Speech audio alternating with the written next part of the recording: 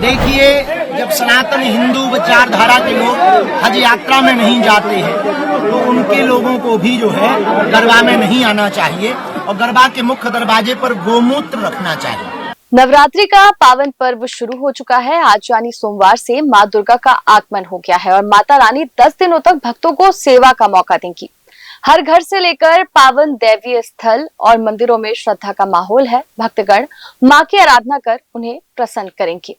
माता की आराधना का ही एक रूप है गरबा, जो वैसे तो गुजरात का एक प्रसिद्ध पारंपरिक लोक नृत्य है, पर इसे पूरे देश भर में किया जाता है। लेकिन देश के दिल मध्य प्रदेश में नवरात्रि की शुरुआत के साथ ही गरबा को लेकर विवाद भी शुरू हो गया।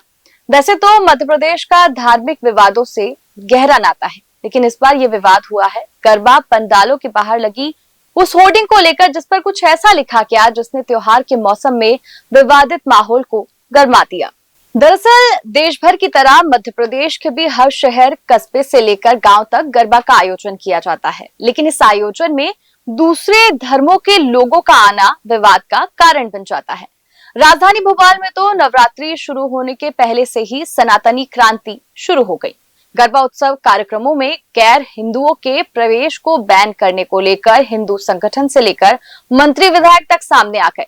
लव जिहाद, लैंड जिहाद, धर्म जिहाद के बाद अब गरबा जिहाद रोकने की बात की जा रही है। इसे लेकर एमपी में अब जमकर राजनीति हो रही है।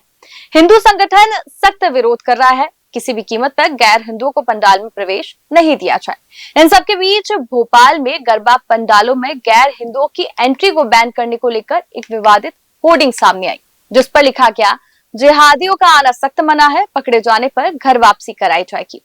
जानकारी के मुताबिक ये होर्डिंग अवधपुरी इलाके में श्री कृष्ण सेवा समिति की टीम की ओर से लगाई गई है, जिस पर जूते, चप्पल और लाठी की तस्वीरें भी छपी हैं।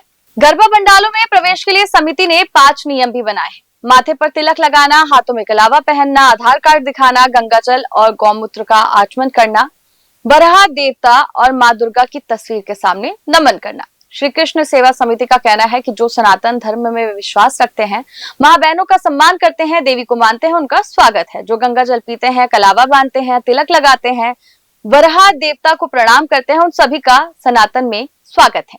ऐसा नहीं होने पर अगर पकड़ा जाता है तो आपको हम सनातन वापस लाएंगे, और नहीं आते हैं तो आपने ये देखा है, जूते, चप्पल, लठ सबसे उनका स्वागत होगा।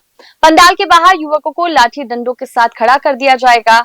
आधार कार्ड चेक करेंगे, तिलक लगाएंगे, उनको कलावा पहनाएंगे, गंगा जल सेवन कराएंगे, गौमूत्र कराएंगे, बारह देव की पूजा कराएंगे। के बाद आपका आधार कार्ड चेक करेंगे। उसके बाद भी अगर आप अंदर आते हैं तो अपनी माताओं बहनों को आप भी लेकर आइए। गरबे में क्या होता है कि माता की एक स्तुति है, पूजा की पद्धति है। हिंदू संगठनों ने गरबा संचालकों को पहले ही ये सुझाव दिया था कि गरबा पंडाल के बाहर भगवान के बराह अवतार की तस्वीर लगाई जाए और उसकी पूजा के बाद ही प्रवेश दिया जाए, ताकि गैर हिंदू अंदर ना आ सके।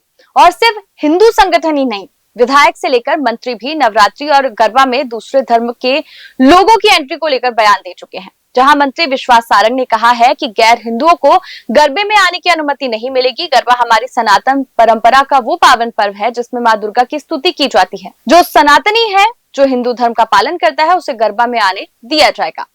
वहीं भारतीय जनता पार्टी के विधायक रामेश्वर शर्मा ने भी कहा कि गरबे में गैर हिंदुओं का प्रवेश नहीं होना चाहिए। अगर आना है तो अपने घर वालों के साथ आओ और हिंदू धर्म स्वीकार करो। एंटरटेनमेंट का कार्यक्रम नहीं है। अब तिलक लगाकर, नकली कलावा पहनकर, नकली तिलक लगाकर कोई दूसरे धर्म का व्यक्ति गरबे में आएगा तो ये कहीं भी अनुमति देने लायक नहीं है। इसीलिए हमने बोला कि जो हिंदू है, जो सनातनी है, वही गरबे में आए। नहीं, गरबा में कोई परेशानी नहीं है। जिनको ये लगता है कि उनके माँ बाप से कोई भूल हो गई है और वो गलत धर्म में पैदा हो गए और वो हिंदू बनना चाहते हैं, तो गरबा में आए, माथे पर तिलक लगाएं, माँ का प्रसाद खाएं, आरती उतारें, धोती कुर्ता पहनकर आएं और अपनी बहन को भी लेकर आए, अपने भाई को भी लेकर आए, अपनी माँ को भी लेकर आए, अपने चाचा को भी लेकर आए, अपने बाप को भी लेकर आए, और भी जितने नाते रिश्तेदार गरबा करना चाहते हैं, देवी माँ की आराधना प्रार्थना करना चाहते हैं, सनातन धर्म स्वीकार करना चाहते हैं, क्योंकि सबका डीएनए तो हिंदू ही है।